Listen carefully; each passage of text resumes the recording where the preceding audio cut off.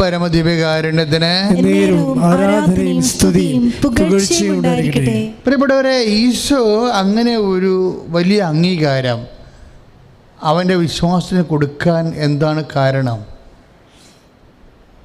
അല്ല, ഒരു കാര്യം ഇവൻ സിനഗോഗ് പണിത് കൊടുത്തിട്ടുണ്ടോ എന്ന് പറഞ്ഞ കാര്യമല്ല. ആ ശതാധിപൻ യഹൂദ ജനതയെ സ്നേഹിക്കുന്നു എന്ന് പറഞ്ഞ കാര്യവുമല്ല. അത് രണ്ടും വലിയ കാര്യം തന്നെയാണ്. പക്ഷെ അതിനേക്കാൾ വലിയൊരു കാര്യമുണ്ട് അവൻ്റെ അർഹത തെളിയിക്കണത്. എന്താണ്? ഇവൻ പറയുന്നൊരു വാക്കുണ്ട്, കർത്താവേ, നിന്നെ നേരിട്ട് കാണാൻ പോലും യോഗ്യതയില്ല എനിക്ക് എന്ന് ഞാൻ അറിഞ്ഞു.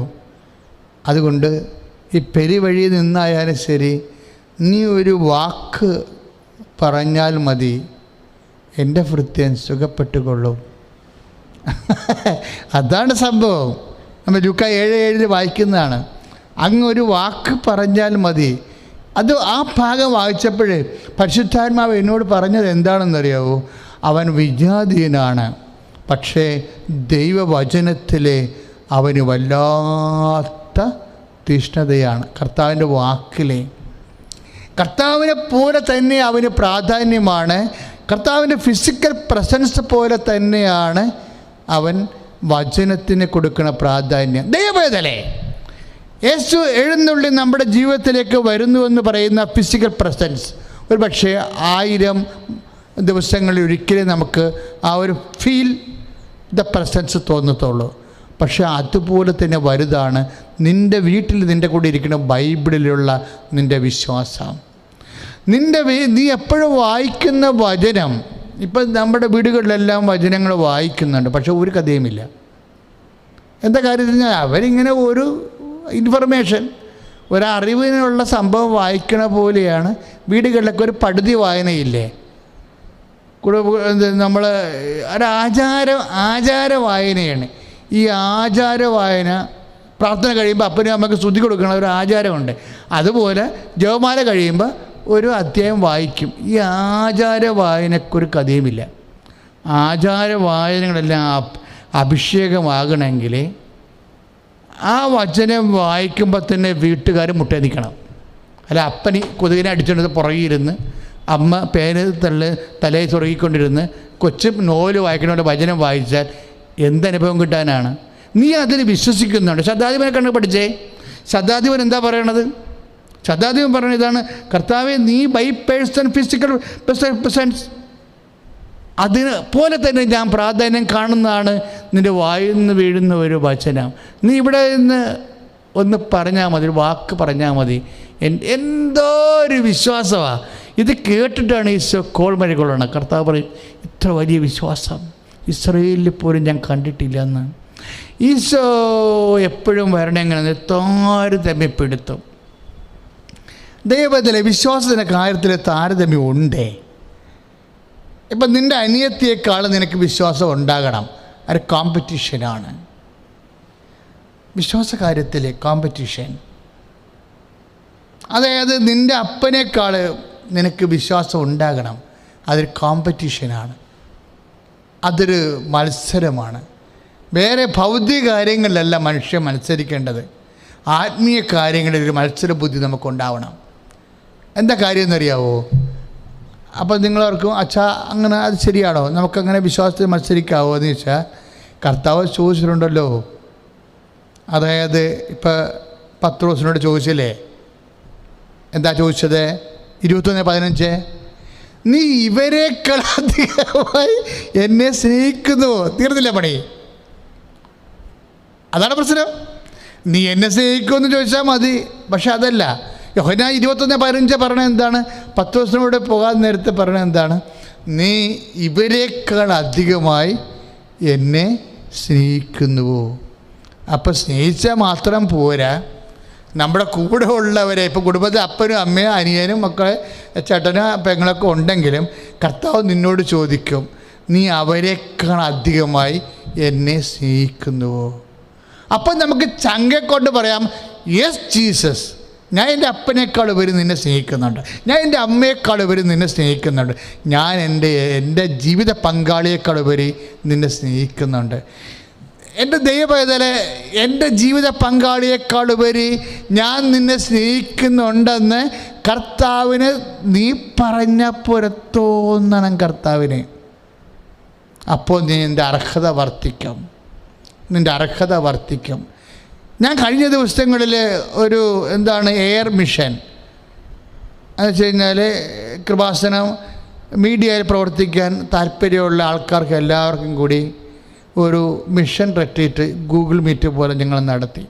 അതിനുവേണ്ടി പ്രാർത്ഥിച്ചുകൊണ്ടിരുന്ന സമയത്താണ് കർത്താവ് എന്നോട് ഇത് പറഞ്ഞത്. അതായത് ഒരു മനുഷ്യൻ്റെ വാല്യൂ, ദൈവ തിരുസന്നിധിയിലുള്ള അവൻ്റെ വാല്യൂ വർദ്ധിപ്പിക്കണമെന്ന്. ഞാൻ പിന്നെ കുത്തിയിരുന്ന് പ്രാർത്ഥിച്ച്, ഇന്നും ഇപ്പോൾ താമസിച്ചു പോയില്ലേ, എനിക്ക് വചനം കിട്ടുന്നില്ലായിരുന്നു.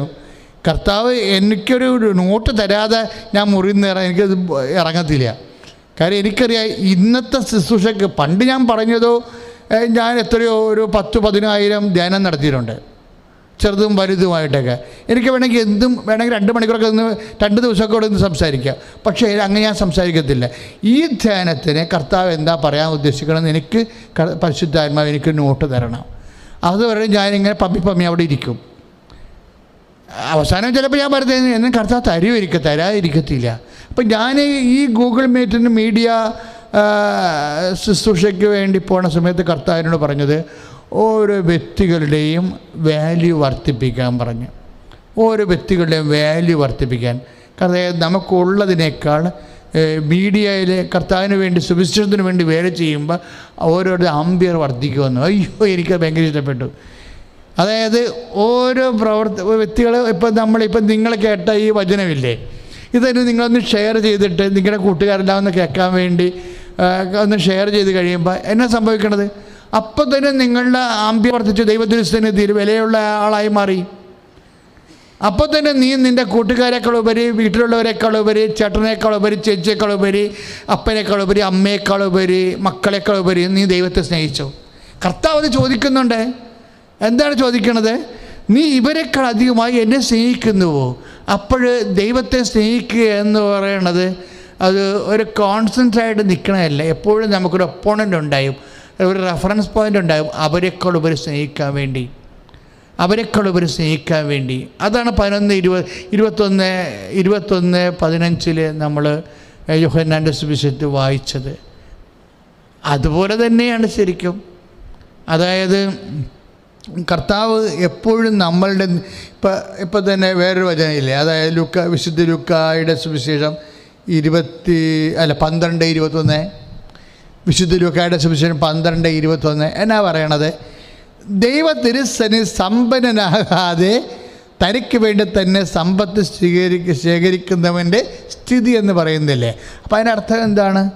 ദൈവ തിരുസന്നിധിയിലുണ്ട് സമ്പത്ത്. അപ്പം നമുക്ക് ദൈവ തിരുസന്നിധി സമ്പത്തുണ്ട്, നമുക്ക് സമ്പന്നനാകാൻ കഴിയും. അപ്പം ദൈവ തിരുസന്നിധി സമ്പന്നനായ ഒരു മനുഷ്യനാണ് ഈ ശതാധിപൻ. അയാൾ ദൈവ തിരുസന്നിധിയിൽ സമ്പന്നനാണ്.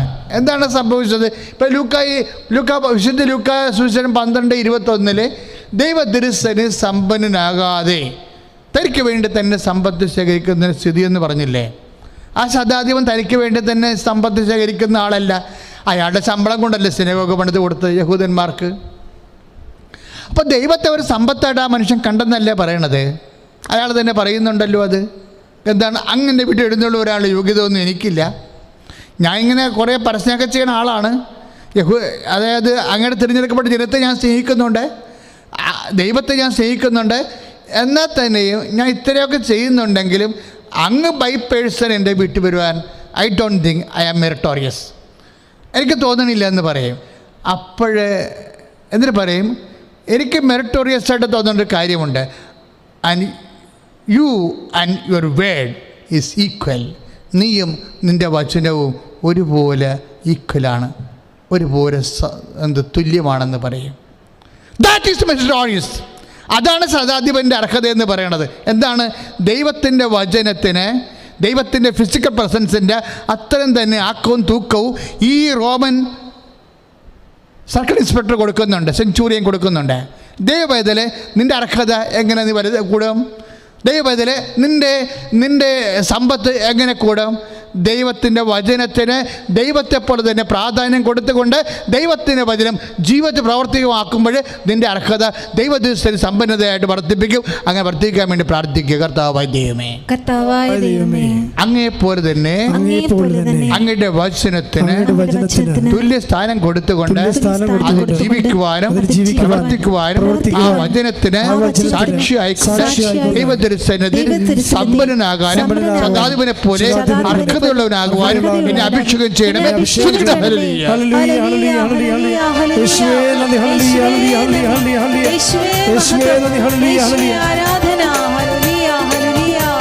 പരിശുദ്ധ പരമദിവ്യകാരുണ്യത്തിന് ആരാധനയും സ്തുതിയും പുകഴ്ചയും ഉണ്ടായിരിക്കട്ടെ.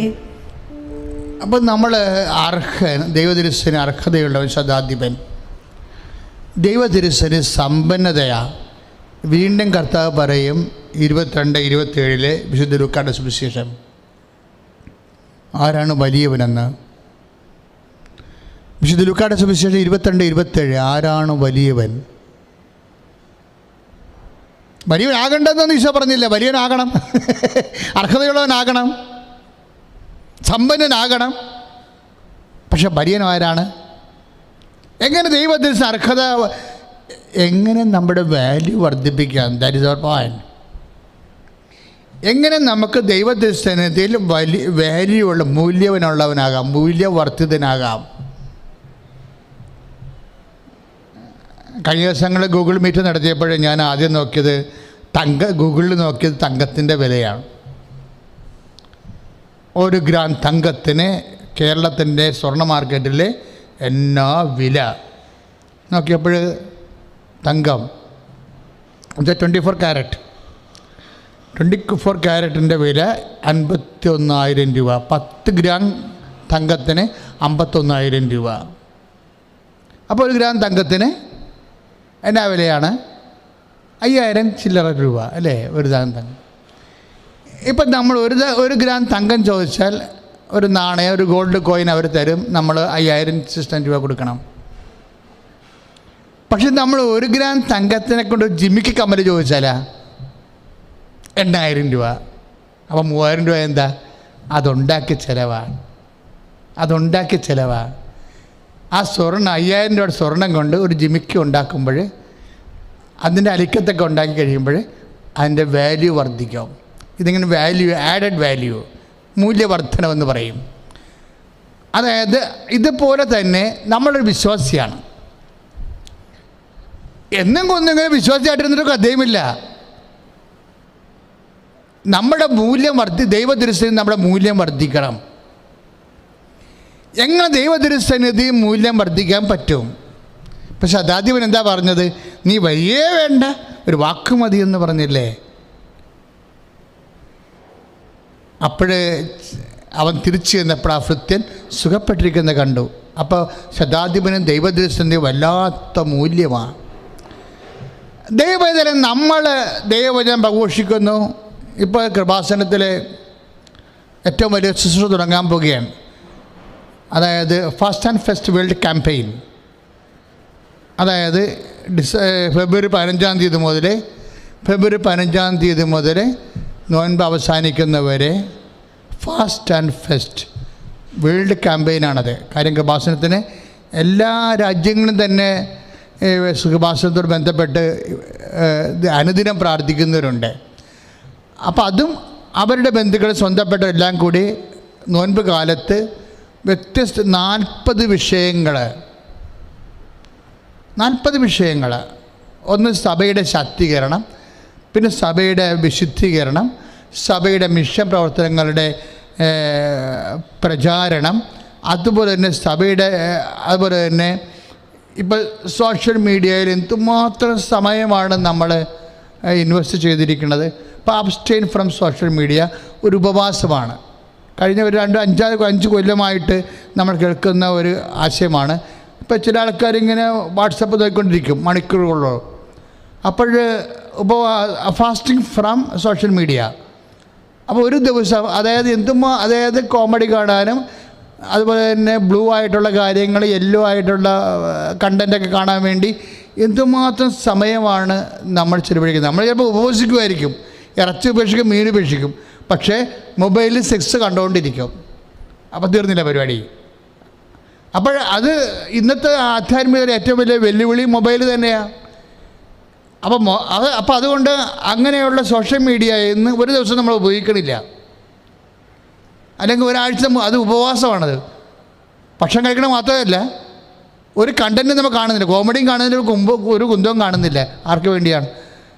ലോകത്തിൻ്റെ സുവിശേഷവൽക്കരണത്തിന് വേണ്ടി വിശ്വാസം ചെയ്യണം. അപ്പോൾ വിശ്വാസിക്ക് എന്നാ സംഭവിക്കണത്? അതിനാലെ അവൻ്റെ അർഹത വർദ്ധിക്കും, അവൻ്റെ വില വർദ്ധിക്കും, ദൈവത്തിൻ്റെ സന്നിധിയിൽ അവൻ വിലയുള്ളവനായിത്തീരും, അവൻ്റെ മൂല്യം വർദ്ധിക്കും, അവൻ്റെ വാല്യൂ അവനെ ആഡ് ചെയ്യും. ഇപ്പം വാല്യൂ ആഡ് ചെയ്യാൻ നമ്മൾക്ക് ഇങ്ങനെ എന്നും കൊന്നും ജീവിച്ചാൽ മതിയോ? 0 പോയിൻറ്റിൽ നമുക്ക് ഓരോ ദിവസം ചെല്ലുന്തോറും ദൈവദൃഷ്ടിയിൽ നമ്മുടെ വാല്യൂ മൂല്യം കൂടണം. ഇപ്പം ഞാൻ എൻ്റെ അമ്മയോട് പറഞ്ഞത്, അമ്മേ ഞാൻ അമ്മയെ വിടത്തില്ല, എനിക്ക് വഴി കാണാനില്ല, എൻ്റെ വണ്ടിയും പോയി, അതുകൊണ്ട് ഞാൻ അമ്മയെ വിടത്തില്ല. കാര്യം എന്താണ്? ഞാൻ 24 മണിക്കൂർ അമ്മയെന്ന് പറഞ്ഞ് നടക്കുന്ന ആളാണെന്ന് പറഞ്ഞ് എന്നാ പറ്റി? ഒറ്റ കൊന്ത ജപമാല ചെല്ലണം കഴിയുമ്പോൾ ഞാൻ പറഞ്ഞ വണ്ടി, അമ്മ എന്നെ ദർശനത്തിൽ കാണിച്ച വണ്ടി ഞങ്ങളുടെ മുമ്പിൽ വന്ന് നിൽക്കും. അതാണ് വിലയാണ്, ദൈവദർശനത്തിന് ഇതിൽ വില. അതെങ്ങനെ ഉണ്ടാക്കിയെടുത്തതാണ്? വർഷങ്ങളായി ഉപവസിച്ചും ഞാൻ ഈ പ്രാവശ്യവും ഇപ്പം എനിക്ക് ഉപവസിക്കേണ്ട കാര്യമില്ല. കാര്യം ഡോക്ടർ തന്നെ കുറേ ഉപവാസം പറഞ്ഞു തന്നിട്ടുണ്ട്. 2-3 പദാർത്ഥങ്ങൾ, 2-3 ഈ ഭൂമിയിലുള്ള 3 പഴമേ കഴിക്കാൻ പാടുള്ളൂ, ഇറച്ചി കഴിക്കാൻ പാടില്ല. അങ്ങനെ കുറേ ഭക്ഷണപദാർത്ഥങ്ങൾ, വളരെ ചുരുക്കം ഭക്ഷണം. അപ്പോൾ എനിക്ക് സന്തോഷമായി. എന്താണ്? നമുക്ക് ബോധപൂർവ്വം ഉപവസിക്കാം. നമുക്കിട്ടിരിക്കുന്ന ഡയറ്റ് അനുസരിച്ചുകൊണ്ട് അത് മൊത്തം ഉപവാസമാക്കി ഞാൻ മാറ്റും. ഞാൻ പറഞ്ഞു, കർത്താവേ അത് ഉപവാസമാക്കിയത് കണക്കാക്കണമെന്ന് പറയും. എന്താ? നമുക്ക് കർത്താവോട് പറയാൻ സ്വാതന്ത്ര്യമുണ്ട്. കർത്താവ് പറയാൻ കുഴപ്പമില്ല, ഐ വിൽ ടേക്ക്. അപ്പോൾ എന്താ? നമ്മൾ അതനുസരിച്ച് നമുക്ക് വില കൂടും, അതനുസരിച്ച് വില കൂടും. അപ്പം നമ്മുടെ ദൈവത്തിനനുസരിച്ച് നമ്മുടെ വില കൂടും, നമ്മുടെ അർഹത വർദ്ധിക്കും. അർഹത വർദ്ധിക്കണം എന്തിനാ? ലോകത്തെ സുവിശേഷവൽക്കരിക്കുന്നതിന് വേണ്ടി, ആത്മാക്കളുടെ വിശുദ്ധീകരണത്തിന് വേണ്ടിയും ആത്മാക്കളുടെ വീണ്ടെടുപ്പിന് വേണ്ടിയും യേശുക്രിസ്തുവിൻ്റെ പീഡാനുഭവത്തോട് ചേർന്നുകൊണ്ടാണ് നമ്മൾ ഉപവസിക്കുന്നത്. കർത്താവ് ഉപവസിച്ച പോലെ, കർത്താവ് സഹിച്ചതുപോലെ. അങ്ങനെ വരുമ്പോൾ എന്ത് പറ്റും? ദൈവദൃസന്നിധിയിൽ നമ്മളുടെ വില വർദ്ധിക്കും, ശക്തി വർദ്ധിക്കും. അപ്പോൾ നമ്മൾക്ക് തന്നെ മറ്റുള്ളവർക്ക് വേണ്ടി മധ്യസ്ഥം വഹിക്കാൻ കഴിയും. ഇപ്പം നമുക്ക് വേണ്ടി തന്നെ മധ്യസ്ഥം വഹിക്കാൻ കഴിയാത്ത അവസ്ഥയാണ് ഉള്ളത്. അപ്പോൾ ഒരു നോൻപ് വരുമ്പോൾ ദൈവത്തോട് സന്തോഷമായിട്ടിരിക്കണം. കാര്യം എന്താണ്? നമുക്കത് എഴുന്നേൽക്കാൻ പറ്റത്തില്ല. പണ്ടേ അബല പിന്നെ ഗർഭിണി ആയെന്ന് പറഞ്ഞാൽ അങ്ങനെയുള്ള മനുഷ്യരാണ് ആധ്യാത്മികമായിട്ട് വന്ന് ജീവിക്കണത്. ഈ വ്യക്തികളെയാണ് ശക്തീകരിക്കുന്നത്, ഉപവാസം ശക്തീകരിക്കുന്നത്, ഉപവാസത്തിലൂടെ ശക്തീകരിക്കപ്പെടുന്നത്. Fast and first world campaign 40 days. നിങ്ങൾ കാത്തിരിക്കണം. ഒരു ദിവസം കൃപാസന അമ്മയോട് ചേർന്നുകൊണ്ട് നമ്മൾ ഉപവാസം കാഴ്ചവെക്കുക യേശുവിന്. അപ്പോൾ ഓരോ ഞങ്ങളുടെ 40 സബ്ജക്റ്റുകൾ തരും. കേരളത്തിലെ 40 പ്രഗത്ഭരായ സുവിശേഷക പ്രവർത്തകർ, ധ്യാനഗുരുക്കന്മാർ ഈ 40 ദിവസത്തെ ധ്യാനത്തെ ലീഡ് ചെയ്യും. 40 ദിവസവും അതിനു വേണ്ടിയുള്ള നോൻപ്, അതാത് ദിവസങ്ങൾ നോൻപെടുക്കുന്നവർക്ക് വേണ്ടിയുള്ള പ്രത്യേക പ്രാർത്ഥനയും അവിടെ നോൻപിൻ്റെ വിഷയം അനുസരിച്ചുള്ള പ്രാർത്ഥനകൾ അംഗീകരിച്ചിട്ടുണ്ട്. അതാത് പ്രാർത്ഥന അനുസരിച്ചുള്ള വചനങ്ങൾ കേരളത്തിലെ അതിപ്രഗത്ഭരായ സുവിശേഷ പ്രവർത്തകർ നിങ്ങൾക്ക് കൃപാസന ആൾത്താറിൽ നിന്ന് പങ്കുവെച്ച് തരും. അപ്പം അതിമനോഹരമായ ഒരു വലിയ കാലം, അതായത് സഭയെ ശക്തിപ്പെടുത്തിക്കൊണ്ട് ഇപ്പോഴത്തെ ഈ ഒരു കോവിഡ് പരുവക്കേടിൽ നിന്ന് നമ്മൾ അതിജീവിച്ച് ഉയർത്തുന്നതിന് ശക്തരായിട്ട് നമ്മളും നിലനിൽക്കും, മറ്റുള്ളവരെ നമ്മൾ നിലനിർത്തുകയും ചെയ്യും. അപ്പോൾ അതിനെന്ത് വേണം? ബലം വേണം. അതിനെന്ത് വേണം? അർഹത വേണം. അതിനെന്ത് വേണം? ദൈവത്തിന് സമ്പന്നത വേണം. ഇന്ന് തന്നെ നമുക്ക് ഒരുങ്ങാം. ദൈവം നമ്മൾ അനുഗ്രഹിക്കട്ടെ. ശ്രുതികട്ടെ. ഹല്ലേലൂയ.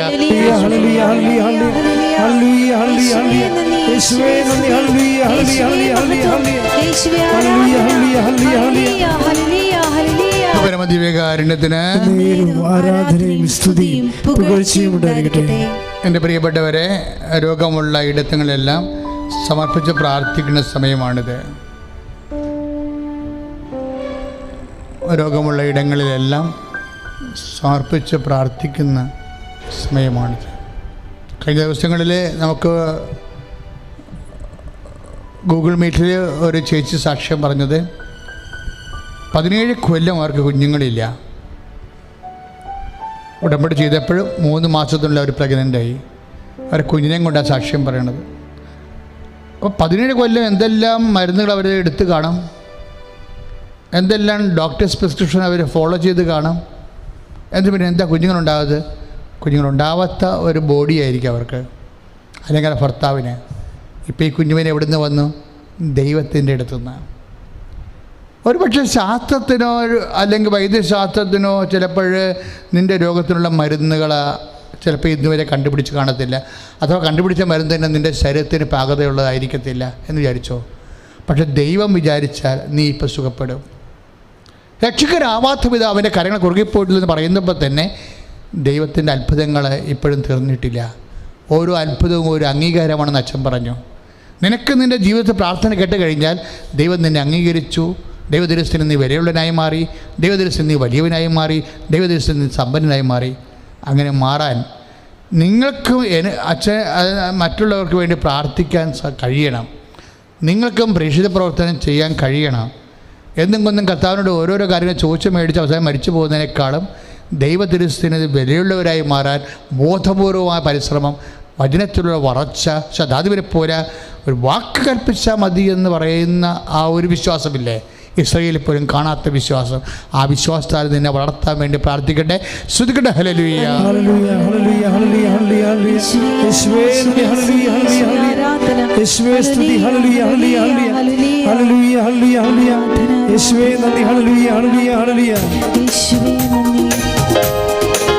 പരിശുദ്ധ പരമദിവ്യകാരുണ്യത്തിന് അച്ഛൻ കൈ ഉയർത്തിക്കൊണ്ട് പ്രാർത്ഥിക്കുന്ന സമയത്ത് എൻ്റെ മക്കളെ വിശ്വാസപ്രമാണം ചൊല്ലിക്കൊണ്ടിരിക്കണം. അച്ഛൻ കൈ ഉയർത്തിക്കൊണ്ട് പ്രാർത്ഥിക്കുന്നത് യേശുനാമത്തിലാണ് ഞാൻ കൈ ഉയർത്തുന്നത്. കൈ ഉയർത്തുക, കൈ നീട്ടുക, അതുപോലെ തന്നെ വടി ചൂണ്ടുക, അതൊക്കെ വിശുദ്ധ ഗ്രന്ഥത്തിൽ ദൈവം വെളിപ്പെടുത്തിയിട്ടുള്ള ദൈവസാന്നിധ്യവും ശക്തിയും ഉറപ്പ് വരുത്തുന്ന ചില പ്രാർത്ഥനാ രൂപങ്ങളാണ്. അച്ഛൻ കൈ ഉയർത്തി പ്രാർത്ഥിക്കുമ്പോൾ എൻ്റെ സഹോദരങ്ങൾ നിങ്ങളുടെ ശരീരത്തിലെ രോഗമുള്ളയിടത്തൊക്കെ അവിടെ റെഫർ ചെയ്യുന്ന രോഗമനുസരിച്ച് കൈകൾ മാറ്റി വെച്ചുകൊണ്ട് കർത്താവിൽ നിന്ന് കരഞ്ഞു വിളിച്ച് പ്രാർത്ഥിച്ചുകൊണ്ട് ഉപവാസത്തോടെ പ്രാർത്ഥിച്ചുകൊണ്ടേയിരിക്കണം. ശ്രുതികട്ടെ ഹല്ലേലൂയ. യേശു സ്വന്തം ഹല്ലേലൂയ. യേശു സ്വന്തം hallelujah. Hallelujah hallelujah hallelujah hallelujah hallelujah. യേശു സ്വന്തം ഹല്ലേലൂയ ഹല്ലേലൂയ ഹല്ലേലൂയ. യേശു സ്വന്തം hallelujah hallelujah hallelujah hallelujah hallelujah hallelujah. യേശുവേ നന്ദി. പരിശുദ്ധ പരമദിവ്യകാരുണ്യത്തിന് ആരാധനയും സ്തുതിയും പുകഴ്ചയും ഉണ്ടായിരിക്കട്ടെ. ഏറ്റു പ്രാർത്ഥി. കർത്താവായ ദൈവമേ, ഉദരരോഗികളെ സമർപ്പിച്ച് പ്രാർത്ഥിക്കുന്നു. ഉദരരോഗികളെ സമർപ്പിച്ച് പ്രാർത്ഥിക്കുന്നു. കർത്താവേ, ഉദരത്തിലുണ്ടാകുന്ന പുണ്ണുകള്, ഉദരരോഗങ്ങള്, കുടൽ രോഗങ്ങള്, കർത്താവേ, രോഗങ്ങള്, വിശപ്പില്ലാത്തവര്, ഊടുപൊട്ടി പഴുപ്പ് വരുന്നവര്, അതേപോലെ രക്തസ്രാവ രോഗികള്, കിഡ്നി രോഗികള് ഒക്കെ നീ സ്പർശിക്കണമേ കർത്താവേ. രോഗികള്, രോഗികള് ഒക്കെ നീ സ്പർശിക്കണമേ കർത്താവേ. അങ്ങയുടെ വിശുദ്ധമായ ഭാഗങ്ങളെ, ഉദരത്തിലെ രോഗമുള്ള ഭാഗങ്ങളെ സ്പർശിക്കണമേ യേശുവിന്റെ നാമത്തിൽ. മാരക രോഗങ്ങൾ യേശുവിന്റെ നാമത്തിൽ ഈ നിമിഷം സൗഖ്യമാകട്ടെ.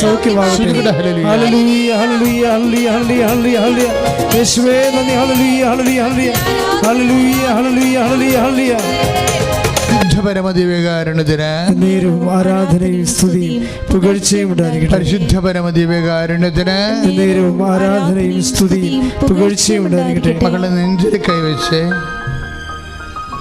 കൈവച്ച് ഒരു കൈ ഇടത് കൈ നെഞ്ചിൽ വെച്ചുകൊണ്ട് വലത് കൈ ഉയർത്തുക. അച്ഛൻ കൈ ഉയർത്തി പ്രാർത്ഥിക്കുന്ന സമയമാണ്. കർത്താവിനോട് നമ്മുടെ തിരുസന്നിധിയിൽ അവിടുത്തെ വലിയ ശക്തി നമ്മൾ പ്രവർത്തിക്കാൻ വേണ്ടി സ്തുതിക്കട്ടെ. കർത്താവിന് മക്കൾക്ക് വേണ്ടി പ്രാർത്ഥിക്കുകയാണ് കർത്താവേ. ഈശോ തിരുവിലാവിൽ മുറിവേറ്റവനെ കർത്താവേ, മുറിവിലെ ചോര കൊണ്ട് അതിൻ്റെ കണ്ണ് സുഖപ്പെടുത്തിയവനെ കർത്താവേ, ഇപ്പോഴേ ഈ ശുശ്രൂഷ കൂടുന്ന മക്കൾ എവിടെയെല്ലാം ആരെല്ലാം എപ്പോഴെല്ലാം കർത്താവ് നെഞ്ചിൽ കൈവച്ച് പ്രാർത്ഥിക്കുമ്പോഴും അവിടെ ശ്വാസകോശ രോഗങ്ങൾ, ഉദര രോഗങ്ങൾ, ശ്വാസകോശ രോഗങ്ങൾ കർത്താവ്, ശ്വാസകോശങ്ങളെ വിശുദ്ധമായ രക്തത്താൽ നീ കഴുകണമെന്ന് പ്രാർത്ഥിക്കുന്നു. ഹൃദയ രോഗങ്ങളെ സ്പർശിക്കണേ കർത്താവ്, ഹൃദയ രോഗങ്ങളെ സ്പർശിച്ച കർത്താവ്, ഹൃദയത്തെ വാലുകൾ ബ്ലോക്ക് ഉള്ളവരെ, ഹൃദയത്തിലെ വാലുകൾ കർത്താവ്, കർത്താവ് ഹൃദയത്തിലെ വാലുകളെ ശോഷിച്ചു പോയവരെ എല്ലാവരെയും നീ സ്പർശിക്കണമെന്ന് പ്രാർത്ഥിക്കുന്നു. എൻ്റെ കർത്താവിൻ്റെ ഉന്നതമായ നാമത്തിൽ കർത്താവ് കരള് രോഗികളെ സ്പർശിക്കണം പ്രാർത്ഥിക്കുന്നു. കരള് രോഗികൾ കർത്താവ്, കരളിന് വീക്കമുള്ളവർ കർത്താവ്, ഫാറ്റ് ലിവറുള്ളവർ കർത്താവ് ഇപ്പോൾ സ്പർശിക്കണമേ. പാങ്ക്രിയാസ് രോഗികളെ കർത്താവിന് വിശുദ്ധമായ കഴുകണമെന്ന് പ്രാർത്ഥിക്കുന്നു. എൻ്റെ കർത്താവിൻ്റെ ഉന്നതമായ നാമത്തിൽ കുരിശിന്റെ അടയാളത്തിൽ ദൈവശക്തിയാൽ സൗഖ്യമാകട്ടെ. Hallelujah, hallelujah, hallelujah, hallelujah, hallelujah. യേശുവേ ഹല്ലേലൂയ, ഹല്ലേലൂയ, ഹല്ലേലൂയ, ഹല്ലേലൂയ. പരമദിവ്യകാരുണ്യത്തിന് ആരാധനയും സ്തുതിയും പുകഴ്ചയും ഉണ്ടായിരിക്കട്ടെ. പരിശുദ്ധ പരമദിവ്യകാരുണ്യത്തിന് ആരാധനയും സ്തുതിയും പുകഴ്ചയും ഉണ്ടായിരിക്കട്ടെ. പ്രിയമുള്ളവരെ, ശിരസിൽ കൈവെക്കുക, ശിരസിൽ നെറ്റിയിൽ കൈവെക്കുക. ഇങ്ങനെ കൈവച്ച് പ്രാർത്ഥിക്കുമ്പോൾ അച്ഛൻ ഉദ്ദേശിക്കുന്ന ഒരു കാര്യമുണ്ട്. കാരണം ചില ആൾക്കാർ കടുത്ത തലവേദനയാണ്. അവർക്ക് കാരണം അറിയാൻ പറ്റില്ല. ഡോക്ടറിനോട് ചോദിക്കുമ്പോഴും നിങ്ങൾ ഉറങ്ങണില്ലേ, അല്ലെങ്കിൽ നേരത്തെ തല വല്ലയിടത്ത് ഇടിച്ചോ, പണ്ട് പോലെ ഉണ്ടോ, എന്നൊക്കെ കുറച്ച് ചോദ്യങ്ങൾ നമ്മൾ ഡോക്ടർമാർ നമ്മൾ ചോദിക്കത്തില്ലേ. പക്ഷേ നല്ല അവർ കൃത്യം ചോദ്യങ്ങളാണ് ചോദിക്കണത്. പക്ഷേ നമുക്കറിയത്തില്ല എന്താ സംഭവിച്ചതെന്ന്. പക്ഷേ നമുക്ക് തലവേദന വിട്ട് മാറണമില്ല. അപ്പോൾ ഡോക്ടർ ചോദിക്കും വല്ല ടെൻഷനും ഉണ്ടോ. പക്ഷേ ഇങ്ങനെ കുറേ സാധ്യതകളൊക്കെ നമുക്ക് തലവേദന വരുന്ന സിറ്റുവേഷൻസ് ഉണ്ട്. ഇനി മെനിഞ്ചൈറ്റിസ് ആണോ എന്ന് അവർ ചിലപ്പോൾ ടെസ്റ്റ് ചെയ്ത് നോക്കും. പക്ഷേ ഇതൊന്നും നമുക്ക് ബാധകം വരും നമുക്ക് തന്നെ അറിയാം. പക്ഷേ തലവേദന വിട്ട് മാറണമില്ല. അപ്പോൾ വ്യത്യസ്തങ്ങളായ കാരണങ്ങളുണ്ടാകും. അപ്പോൾ കർത്താവിന് മാത്രം അറിയാവുന്ന കാര്യങ്ങളും കർത്താവിന് മാത്രം ഔഷധമുള്ള രോഗങ്ങളുമാകണമെങ്കിൽ എൻ്റെ മക്കൾ ഇപ്പോഴേ അത് കർത്താവ് നിന്നെ സ്പർശിക്കുന്ന സമയമാണ്. നെറ്റിയിൽ കൈവെക്കുക. അച്ഛൻ പ്രാർത്ഥിച്ചുകൊണ്ടിരിക്കുക പോകാൻ പോവുകയും നിങ്ങൾ നെറ്റിയിൽ കൈവച്ചുകൊണ്ട് സ്തുതിച്ചുകൊണ്ടിരിക്കുക. സ്തുതിക്കുക അല്ലാത്തവർ വിശ്വാസപ്രമാണം ചെയ്തുകൊണ്ടിരിക്കുക. കർത്താവെ, ഞാനിപ്പോഴീ മക്കളെ സ്വാതന്ത്ര്യം പ്രാർത്ഥിക്കണം. ഈശോ നിന്നെ വിശുദ്ധ പൗരോഹിത്യം എത്രയോ ആ തലവേദനക്കാരെയും കർത്താവെ, തലയ്ക്ക് ഞരമ്പുകൾ ശോഷിച്ചു പോയവരെയും തലയ്ക്ക് ഞരമ്പ് ബ്ലോക്ക് ഉള്ളവരെയും കർത്താവെ, തലയ്ക്ക് കരളത്തിന് പഴുപ്പ് വരുന്നവരെയും ഈശോ വ്യത്യസ്തങ്ങളുമായ രോഗികളെ കർത്താവ് ഈ വേദിയിൽ അവർ സാക്ഷ്യം പറഞ്ഞിട്ടുണ്ട്. സൗഖ്യപ്പെടുത്തിയ ശേഷം സാക്ഷ്യം പറഞ്ഞിട്ടുണ്ട് കർത്താവ്. അതുപോലെ കർത്താവ് ഇപ്പോഴും ഈ മക്കളെ അങ്ങ് സ്പർശിക്കാൻ പ്രാർത്ഥിക്കുന്നു. ഈശോ അവരുടെ രോഗത്തിന് കാരണം എന്താണെന്ന് അറിയത്തില്ല കർത്താവ്.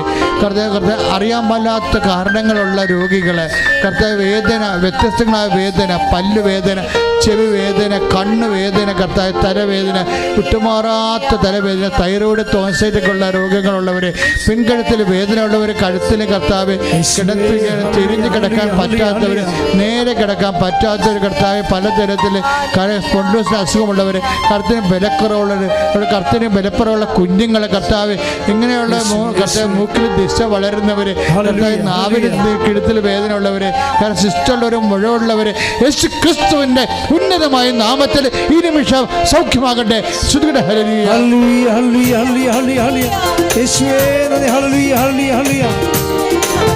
പരിശുദ്ധ പരമദിവ്യകാരുണ്യത്തിന് ആരാധനയും സ്തുതിയും പുകഴ്ചയും ഉണ്ടായിരിക്കട്ടെ. മക്കളെ, വാതരോഗികള്, അസ്ഥിവേദനയുള്ളവർ, അസ്ഥി ഉരുക്കമുള്ളവർ, രക്തസ്രാവമുള്ളവർ, അവർക്ക് വേണ്ടി പ്രാർത്ഥിക്കേണ്ട സമയമാണിത്. ഞരമ്പുകൾക്കും ഒക്കെ വേദനയുള്ളവർ, വെരിക്കോസിന് അസുഖമുള്ളവർ, സോറിയാസിസ് രോഗികൾ, ത്വക്ക് രോഗികൾ, അവർക്ക് വേണ്ടി പ്രാർത്ഥിക്കുന്ന സമയമാണ്. നിങ്ങൾക്ക് രോഗമില്ലെങ്കിൽ രോഗമുള്ളവർ നിങ്ങൾ ഓർത്ത് അവരുടെ സൗഖ്യത്തിനായി മധ്യസ്ഥം വഹിച്ച് പ്രാർത്ഥിക്കുമ്പോൾ നിങ്ങൾക്ക് ദൈവദരിസന അർഹത വർദ്ധിക്കും. നിങ്ങൾ വലിയ ദരിസനത് സമ്പന്നരും വലിയവരുമായി മാറുമെന്നുള്ള ബോധ്യത്തോടെ പ്രാർത്ഥിക്കേണ്ടതാണ്. കർത്താവ്, ഞാൻ വേദനയോടെ അവർക്ക് വേണ്ടി പ്രാർത്ഥിക്കുകയാണ്. ത്വക്ക് രോഗികൾക്ക് വേണ്ടി പ്രാർത്ഥിക്കുന്നു. കഴിഞ്ഞ ദിവസങ്ങളിലൊക്കെ കർത്താവ് ഉറങ്ങാൻ പറ്റണില്ല, നീറ്റൽ സഹിക്കാൻ പറ്റില്ലെന്നൊക്കെ പറഞ്ഞ് ബാസരോട് ഒത്തിരി പേര് വിളിച്ചിരുന്നു. കർത്താവ്, ത്വക്ക് രോഗികൾ, സോറിയാസിസ് രോഗികൾ, വിസർപ്പ രോഗികൾ കർത്താവെ, അവരെല്ലാം തിരുരക്തത്തെ കഴുകണമെന്ന് പ്രാർത്ഥിക്കുന്നു. ഈശോ, അങ്ങയുടെ വിശുദ്ധ പൗരോഹിത്യത്തെ നീ മഹത്വപ്പെടുത്തണമേ കർത്താവെ. സഭയിലുള്ള സാന്നിധ്യം പ്രകടമാക്കണമേ കർത്താവെ. അവരെ മക്കളെല്ലാം നിന്നെ അറിഞ്ഞ് സ്നേഹിച്ച് നിനക്ക് സാക്ഷ്യം വരാൻ ഉള്ള അടയാളം അവർക്ക് നൽകണമെന്ന് പ്രാർത്ഥിക്കുന്നു. അസ്ഥിവേദനക്കാരെ, അസ്ഥി ഉരുക്കമുള്ളവരെ, രക്തസ്രാവ രോഗികളെ കർത്താവെ, മൂത്രം പോകാത്തവരെ, മലമൂത്ര വിസർജനം പാടുള്ളവരെ, പ്രയാസമുള്ളവരെ എല്ലാവരെയും സമർപ്പിച്ച് പ്രാർത്ഥിക്കുന്നു കർത്താവ്. ഈശോ, അവരെല്ലാം നീ താങ്ങണമേ കർത്താവെ. ഈശോ, ഓരോരുത്തർ ബ്ലഡ് ടെസ്റ്റിനൊക്കെ പോകുമ്പോൾ ഇനിയുള്ളതെല്ലാം നോർമലായിരിക്കണമെന്ന് കണ്ണീരോടെ പ്രാർത്ഥിക്കുന്നുണ്ട്. ഈശോ കർത്താവ്, രോഗമുള്ളതുകൊണ്ട് സമാധാനം ഇല്ലാത്തവർ, സങ്കടത്തോടെ നടക്കുന്നവരുണ്ട് കർത്താവ്. അവരെല്ലാം നീ ഏറ്റെടുക്കണ പ്രാർത്ഥിക്കുന്ന ഈശോയെ കർത്താവ്. വെരിക്കോസിന് അസുഖമുള്ളവർ സ്പർശിക്കുന്ന കർത്താവ്. ചുണങ്ങ് രോഗങ്ങൾ കർത്താവ്, ചിരങ്ങളുള്ളവർ, ചൊറിയുള്ളവർ, അവരെല്ലാം രക്തത്താൽ കഴുകണമെന്ന് പ്രാർത്ഥിക്കുന്നു ഈശോ. ഉള്ളംകാലം ഉച്ചവരെ യേശു ക്രിസ്തുവിൻ്റെ വിശുദ്ധമായ നാമത്തിൽ, അവിടുത്തെ നാമത്തിൽ സൗഖ്യം പ്രാപിക്കട്ടെ. I command you in the name of Jesus Christ to be healed. Yeshu സ്വതം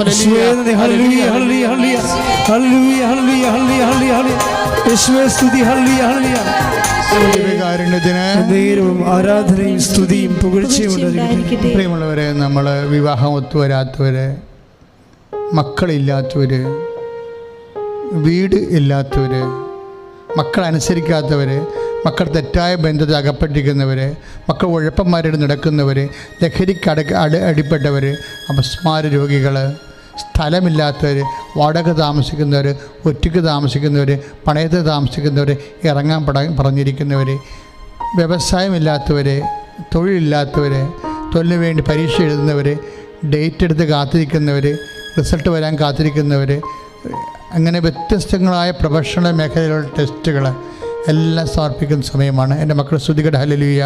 Yeshu hallelujah. കർത്താവേ, ജീവിതം കരകയറാൻ വേണ്ടി കർത്താവേ, ഓരോരുത്തരും കഴിച്ചു കൂട്ടുന്ന ഓരോ വിഷമതകളെ കർത്താവേ, പരിശുദ്ധമേ കൃപാസാൽത്താരെ ജീവനോടെ പ്രത്യക്ഷപ്പെട്ട പരിശുദ്ധമയുടെ മധ്യസ്ഥത്തിൽ 35 വർഷം ഞാൻ അർപ്പിച്ച കൃപാനയുടെയും ആരാധനയുടെയും ശക്തിയാൽ യേശു ക്രിസ്തു നാമത്തിൽ നിന്റെ ജീവിത ദുരിതങ്ങൾ, തടസ്സങ്ങൾ ഈ നിമിഷം യേശു നാമത്തിൽ മാറിപ്പോകട്ടെ. ഹല്ലേലൂയ. ഹല്ലേലൂയ. ഹല്ലേലൂയ. ഹല്ലേലൂയ. യേശുവേ ആരാധന, ആരാധന. ഹല്ലേലൂയ.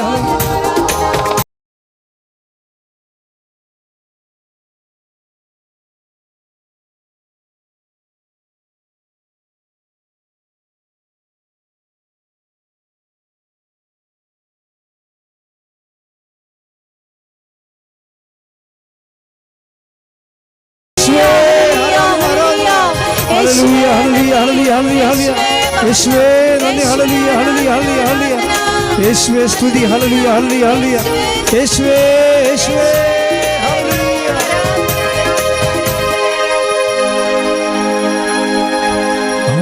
ആരാധന,